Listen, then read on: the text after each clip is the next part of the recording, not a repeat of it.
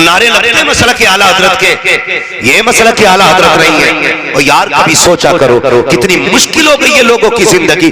Hospital में पड़ा है, ऑक्सीजन लगी है, लोग केले भर भर के ला रहे हैं थैलियों में, सेब लेकर के आते हैं, मरने वाला परेशान है, आंख में आंसू आते हैं, सोचता है लोगों को मेरे लिए सेब ला रहे हो, इसका आज कोई नतीजा नहीं है। जूस लेकर के आए हो, इसका कोई नतीजा नहीं है। अगर मेरे पास आ रहे थे तो मेरे लिए कुछ ना लाते, मैं जिन यतीमों को पीछे छोड़ के जा रहा हूँ काश उनके लिए कुछ लेकर के आ जाते, तुमने उनका कुछ ख्याल कर लिया होता। हमारी कौम इतनी बेहिस होती जा रही है, इधर अस्पताल से मौत की खबर आती है, चार जिम्मेदार दरवाजे पे बैठ कर कहते हैं बताओ जी बिरयानी कौन से चावल की बननी है, कौन सा चावल बनना है, कितना उड़द बनेगा, कितना गोश्त लाना चाहिए, वो हया नहीं चाहिए। उस बेवा से पूछो जिसने आज सफेद जोड़ा पहना है उसकी जिंदगी कैसे कटेगी। उन यतीमों से पूछो जिनको यतीमी का दाग लगा है, बाप के बगैर कैसे जिंदगी गुजारेंगे। तुम्हें तो बिरयानी की पड़ी रहती है। उस बेटी से जाकर के पूछ जो घर के किसी कोने में बेहोश पड़ी है, बाप की जुदाई का दर्द पूरी जिंदगी नहीं भूल पाएगी, हमें बिरयानी की पड़ी है। जाओ जाकर के उन यतीमों से पूछो कैसे जिंदगी कटेगी आज के बाद। अगर कोई बाप बेटे को प्यार करेगा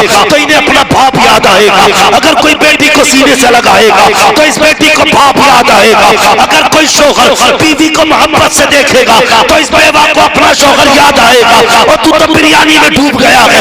ये मसला के आला हजरत रही है, मसला के आला हजरत ये है अगर तुझे पता चला था कोई यतीम दुनिया से चला गया है, कोई दुनिया से करीब गया है, पीछे बेटा छोड़ के गया है, बेटी छोड़ के गया है, 150 रुपए जेब में डाल, भूख लेके ना जा, भूखा पेट लेके ना जा, थोड़े से पैसे लेके चला जा और जाके पूछ इस मरने वाले का बेटा कहाँ है। अगर कहीं पे यतीम नजर आ जाए और यार सीने से लगा ले, जेब में पैसे डाल दे और इतना कह देना बेटे दिल थोड़ा न कर, आज के बाद बाप की कमी हम पूरी तो नहीं कर सकते लेकिन तेरे साथ रखेंगे, खुदा की कसम। इधर यतीम राजी होगा, उधर मदीने वाला मुस्तफा राजी हो जाए। नारे तकबीर, नारे रिसालत, उलमा अहले सुन्नत, जलसे इसाले सवाब, नारे तकबीर, सुभान अल्लाह। बहुत खूब।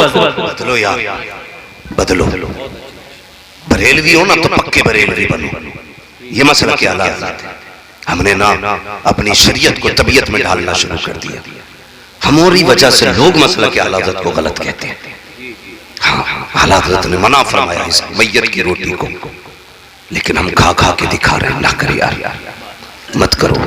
तुम्हें पता है मैंने एक रिवायत ये भी पढ़ी है, ये भी पढ़ी है एक रिवायत, जब किसी की रूह निकलती है ना और वो दरवाजे के बाहर रूह जब निकल जाती है तो मुड़ के अपने घर की तरफ देख के मालूम है क्या कहता है वो, लोगों ख्याल रखना अपने पीछे यतीम छोड़ के जा रहा हूं, अपने पीछे बेवा छोड़ के जा रहा हूं, ख्याल करना मेरे यतीम और बेवा बच्चों को तकलीफ नहीं होनी चाहिए। यार हमें हुजूर का उम्मती कहा जाता है, हम कोई आम नहीं है।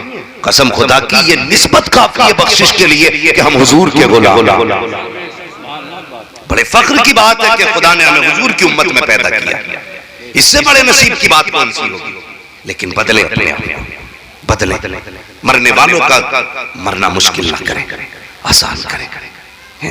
हमारे गांव के अंदर ना कभी कभी जाना होता है तीजे के अंदर, तो मैं देखता हूं भाई 75,000 मरतबा कलमा शरीफ के, 1.25 लाख मरतबा कलमा शरीफ, ये तादाद कलमे शरीफ की है। तो कभी कभी तो 2-2 क्विंटल चना आ रहा है, 2-2 क्विंटल चना। पूछो ना उलमा से, अपने तजर्बाकार लोगों से पूछिए। हमारा मकसद भाई 40वां नहीं, आपको हर 30 दिन फतह करे, मगर उतने चने लाओ जितनी तादाद है कि नहीं भाई। अगर 15-16 किलो में या 18 किलो में कितनी भी भारी चना है, अगर 18 किलो में पूरे कलमे हो जा रहे हैं तो क्या जरूरत है कि क्विंटल चना लाने की। क्या लगता है इससे बख्शे जाएंगे? भीड़ इतनी बढ़ गई, 2-2 मुट्ठी बांटे जा रहे भर भर के, बांटने वाला भी नहीं देख रहा। आदमी अपनी इज्जत को मर रहा है, कह रहा कम पड़ गए तो नाक कट जाएगी समाज में। यहाँ चने पढ़ने आए थे कि चने खाने आए? और यार 1 क्विंटल चना और मुट्ठी भर भर के पढ़ने वाले भी लौट रहे, ऐसे चल रही है। है। सुभान अल्लाह बंदा नहीं कह सकता इतनी तेज जितनी मर्तबा मतलब चना फेंक दिया जाता कलमा उम्मा। ये कौन से इसाले सवाब है भाई? तादाद मुकर्रर जो है उतने चने लाओ, एक एक मुट्ठी पढ़ने वालों पे आए, एक एक मुट्ठी बांट। और क्या यार ऐसे पढ़ना जिससे खुदा भी राजी हो जाए, मुस्तफा भी राजी हो जाए, ऐसे पढ़ो। चलो तो जितनी बार चाहो।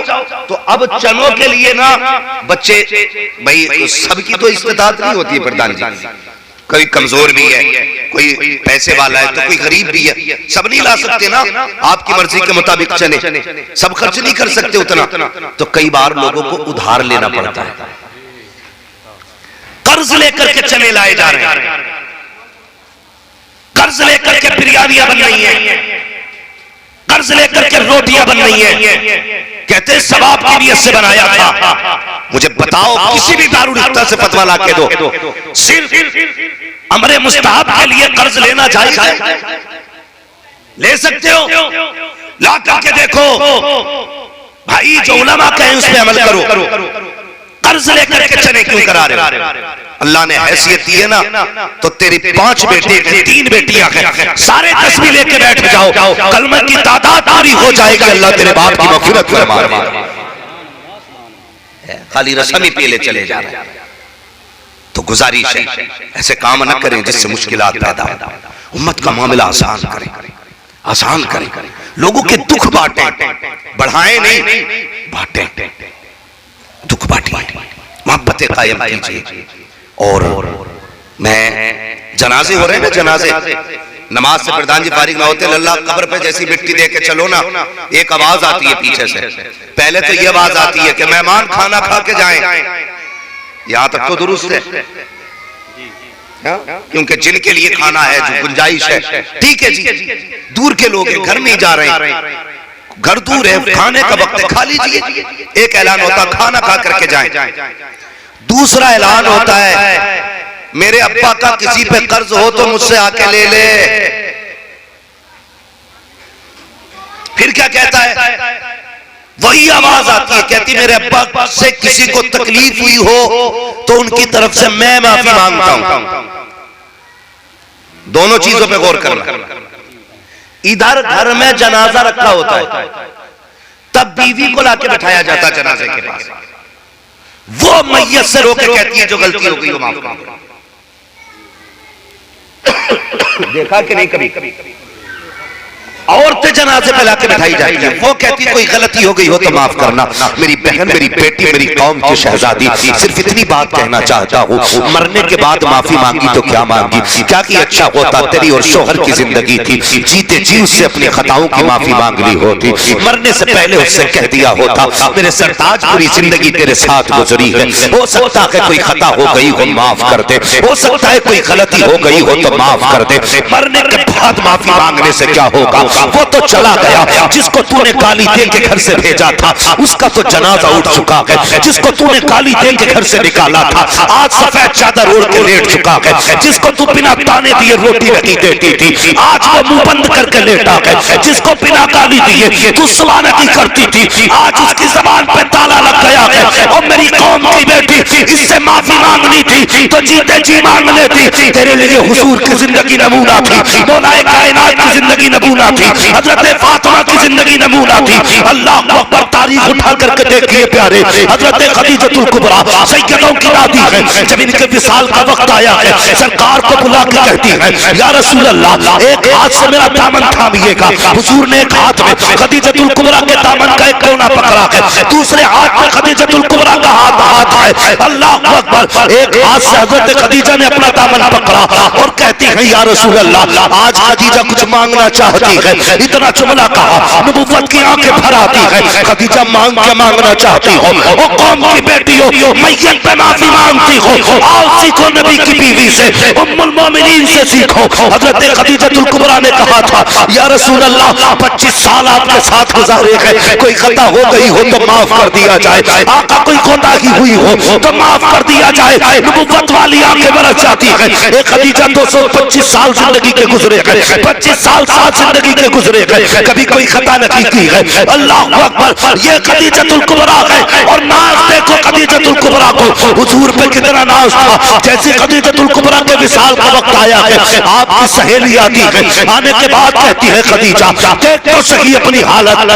वो सहेली अभी ईमान नहीं लाई थी, अभी ईमान नहीं लाई है, आके कहती खदीजा जब तू ईमान नहीं लाई थी तुझे मलकाए अरब कहा जाता था, कौन कलो सोने की मालिक थी, लाखों लाखों अरबों रुपए की चांदी तेरे पास थी। आज अपनी हालत देख, जो कपड़े तूने पहने हैं इस पे कई कई पैबंद है। का फिर का तुझे पता नहीं है मक्के में बातें क्या हो रही है। मक्के वाले कह रहे हैं अगर खदीजा का इंतकाल हो गया और ये इस्लाम पे इंतकाल कर गई तो इसे अपने कब्रिस्तान में दफन नहीं होने देंगे। अल्लाह अकबर। सहेली ने कहा था खदीजा मैं तेरी सहेली हूँ, मेरे कान में इतना कह दे मैंने मोहम्मद का दीन छोड़ दिया है, मैं तुझको लेकर के जाऊंगी और कब्रिस्तान में शान से दफन कराऊंगी। अल्लाह अकबर। खदीजतुल कुबरा ने कहा मुकम्मल हो गई तेरी बात? कहा हाँ। उसके बाद खदीजा के जुमले सुनो, कहते खबरदार ये दुनिया भले कब्रिस्तान में न जाने दे, मैं हुजूर का दामन नहीं छोड़ सकती हूँ। मेरे पास वाले आज कुछ नहीं है, मेरे कपड़ों पे पैबंद लगे हैं, लेकिन खुदा की कसम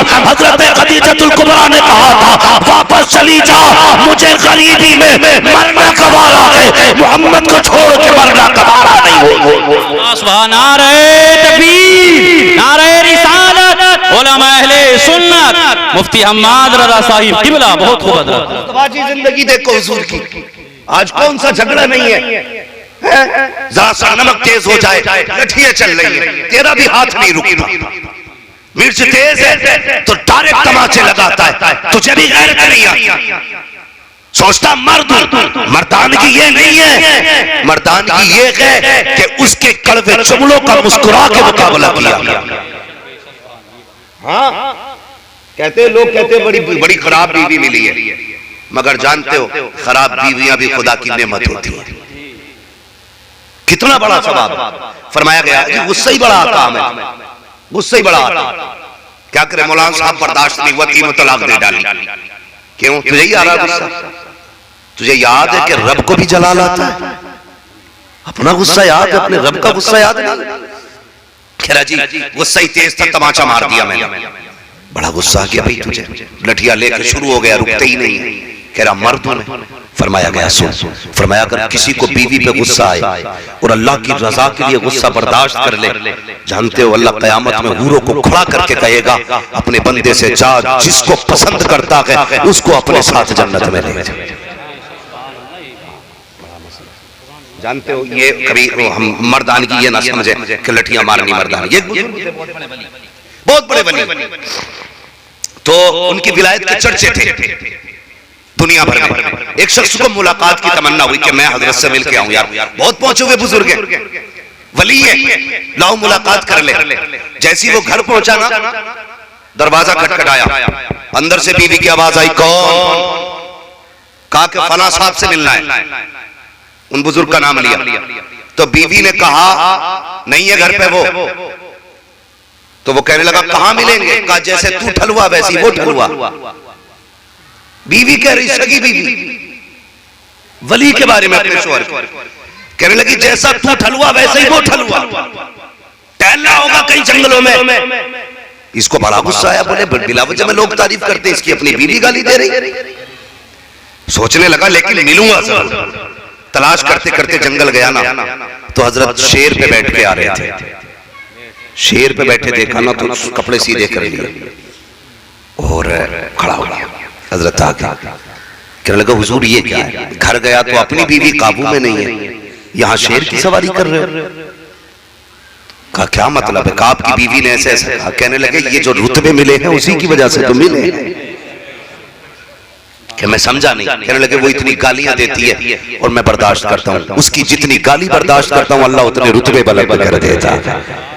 कहने लगा बीवी तो पावर कंट्रोल में नहीं है, लेकिन खुदा की सारी खुदाई अपनी कंट्रोल में है। तो ये कभी कभी गुस्सा बर्दाश्त करने का अल्लाह सिला देता है। आज भारत गाली बाली दे तलाक, ले तलाक, छल तलाक, मसला ही खत्म कर डाला। नहीं जी, ऐसा कभी ना किया करें। गुस्सा बर्दाश्त करने की आदत, कंट्रोल किया करें। आज आप गुस्सा बर्दाश्त करो, अल्लाह कल तुम्हारी गलतियों पे पर्दे डाल देगा, पर्दे डालेगा अल्लाह गलतियों पे। तो कोशिश ये करें कि जो हमारी घर की माँ बहनें हैं ना, मैयत में बैठ के माफी मांगती, जी माफ कर दो। बहनों से सिर्फ एक गुजारिश है, याद रखना शोहर शोहर होता है, शोहर होता है। मैंने जो ये बात कही हाथ ना उठाइए, इसका मतलब ये भी नहीं है कि इन्हें आजाद छोड़ दीजिए कि जब दिल करे बाजार पे जा, जब दिल करे मजार पे जा, ये भी मसला नहीं। मैं सीधी बात कहता हूं भाई, बरेलवी हूं पक्का, कोई मुझे गलत ना समझे, मैं पक्का बरेलवी हूं। मगर बताइए जो इस्लाम औरत को, बेटी को मस्जिद में नमाज पढ़ने की इजाजत नहीं देता, वो मेलों में जाने की इजाजत दे सकता है? मजार की भीड़ में जाने की इजाजत दे सकता है? नहीं दे सकता ना। इस्लाम ने बेटियों की इज्जत बचाई है। आज फोन करके कह रहे हजरत जी क्या करें, बीवी ने नजर मानी थी, मैं ठीक हो गई ना, या मेरा लल्ला ठीक हो गया ना, फला मजार पर चादर चढ़ाऊंगी। मजार की चादर याद है, सर का दुपट्टा याद नहीं, सर का दुपट्टा याद नहीं है। यही नजर मान लेती है, अल्लाह बेटा ठीक कर दे, आज के बाद कभी नंगे सर नहीं घूमूंगी। ये नजर नहीं मान सकती, अल्लाह मेरा बहुत ठीक कर दे, मैं फला मजार पे जाकर बिरयानी बनाऊंगी। हाँ वहां बिरयानी बनाने जाएगी तू, यही नजर मान ले, अल्लाह बेटा ठीक कर दे, तेरे लिए 10 रकात नमाज पढ़ूंगी। है तो बहाने बना रही है, फला मजार का, वो भी लेके गधा टहल रहा, बड़ा फख्र कर रहा है, ऐसा लग रहा है उम्रा कराने लाया। ना करो यार, इसकी वजह से ना फसाद हो रहा है। तो शोहर होता है। बेटियों से गुजारिश है, जिस दिन ये कफन पहन के निकल गया ना,